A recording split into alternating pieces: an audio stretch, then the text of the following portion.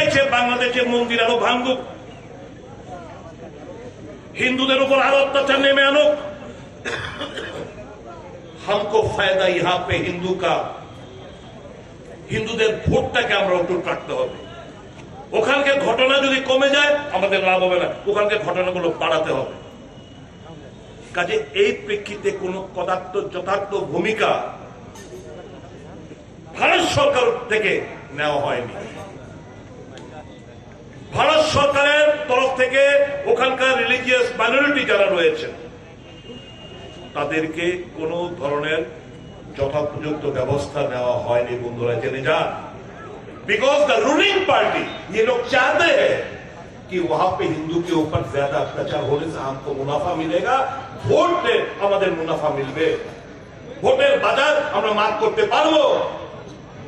এই তো চলছে।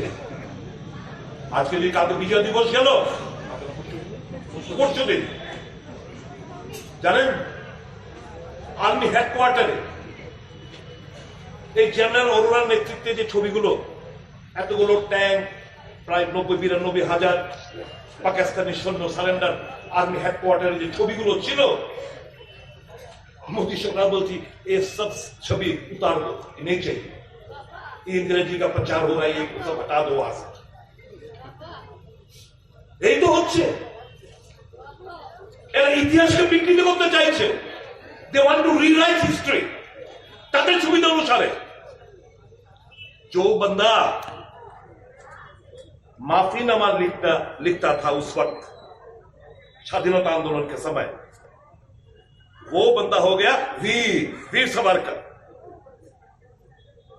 और जो आदमी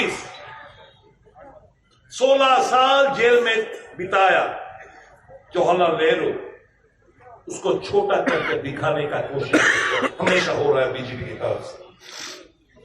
They want to rewrite history, ইতিহাস বিকৃত করে নতুন ভাবে ইতিহাস লেখার চেষ্টা হচ্ছে। এই ভারত নতুন প্রজন্মের কাছে ভুল বার্তা। নতুন প্রজন্মের কাছে আপনার এই এডুকেশনে দেখবেন প্রত্যেক এই যে জ্ঞানীয় কারণ বলি আমরা এডুকেশন, স্বাধীনতা আন্দোলনের বীর যোদ্ধাদের ইতিহাসকে বিকৃত করে নতুন নতুন চ্যাপ্টার ইনক্লুড করছে।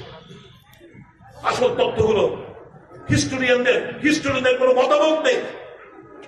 बीजेपी मार्का की जो सुविधावादी लोग जब व्याख्या दीचे टीवी टेलीविजन सब उल्टा पल्टा प्रचार करे मानुष के यंगर जनरेशन के तरह विषाक्त করে তুলছে। এই দেশ কিভাবে এগোবে? हमें कोई परवाह नहीं है।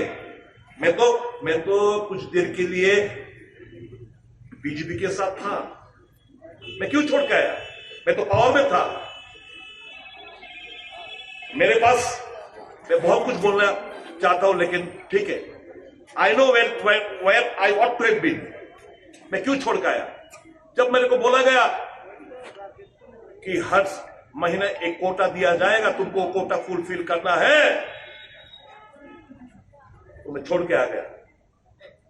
I am here in politics not to rob and not to steal the money, the government money, and send it to Delhi to the higher ups. मैं चोरी करने के लिए वो बंदे को खुश करने के लिए मैं यहाँ पे राजनीति में नहीं करने आया हूं। अभी आज के बोला सास पची करो, because my political journey is crystal clear. साफ सुथरा पॉलिटिकल जिंदगी अभी तक बिताया मैंने। मेरा कोई डर नहीं, ना ईडी ना सीबीआई ना इनकम, मेरा कुछ बिगाड़ नहीं। इसलिए ये कर्ज है मुझ में, I can call spade a spade. कौन नहीं जानता कि लूटपाट चलছে? सबको बताइए, पुलिस जो सुन रहे सबको पता है লুটপাটের রাজত্ব চলছে রাজ্যে। কর্মচারীদের দেওয়ার সময় জানটা কষ্ট হয়, বেকারদের চাকরি দেওয়ার সময় আত্মাটা শুকায় জায়গা, গলাটা শুকায় জায়গা, শ্রমিকদের কিছু দেওয়ার সময় শুকায় জায়গা। ক্লিয়ার করছিল না? প্রতিশ্রুতি ছিল না ভিশন ডকুমেন্টে যে ন্যূনতম মজুরি কত করা হইব? 340 টাকা। করছে নি? কেন করে না? এমজিএন টাকার মজুরি বাড়াইব করছিল না? মিস কল চাকরি বাদ দেন, বছরে 50,000 চাকরি দিব, কর্মসংস্থান ব্যবস্থা করবো, করছে নি? কই? যেখানে স্বাস্থ্য এবং শিক্ষা অবহেলিত যে রাজ্যে। এখন দেখবেন, আমি দেখতাম ওই কি পুলিশ এক্সিকিউটিভ না কি এক্সিকিউটিভ। আমার প্রশ্ন হচ্ছে এটা ইম্পর্টেন্ট, এটাও ইম্পর্টেন্ট, ভেরি ইম্পর্টেন্ট। বেকারের মুখে হাসি ফুটবল যে কোনো ভাবে হোক, আমার কোনো আপত্তি নেই, কিন্তু ইম্পর্টেন্ট কোনটা? স্বাস্থ্য, শিক্ষা, হায়ার এডুকেশন নাকি পুলিশ এক্সিকিউটিভ? পুলিশ এক্সিকিউটিভ কি কারণে? তাহলে বিজেপির লোক ধরে ধরে ধরে ধরে ধরে ধরে দিতে পারবে। আমার হাসপাতালে রোগী চিকিৎসা না পায় মারা যায়, নার্সের সুবিধা না থাকুক, ওই গেলে পেশেন্ট গেলে ট্রলি লইয়া যাও না, লোক থাকে না, টাকা দাও লাগে। প্রাইমারি স্কুলগুলোতে শিক্ষক শিক্ষিকার অভাব, আবার প্রাইমারি শিক্ষক শিক্ষিকার অভাব, সেকেন্ডারি স্কুলগুলোতে, হায়ার সেকেন্ডারি স্কুলগুলোতে শিক্ষক শিক্ষিকার অভাব। আমার কলেজে নেট সেট পিএইচডি পাস করা 2000-এর উপর এই রাজ্যে জুয়েল বসে রয়েছে বেকার, তাদের অ্যাবজর্পশন নাই, ফ্যাকাল্টির অভাব। তাহলে এই মেরুদণ্ডই যদি নষ্ট হয়ে পড়ে, কলেজগুলোতে, ইউনিভার্সিটি কি 60% গ্রেস মার্ক দিয়ে পাস করার লাগে? কোন রাজ্যের মধ্যে আমরা আছি বন্ধুরা?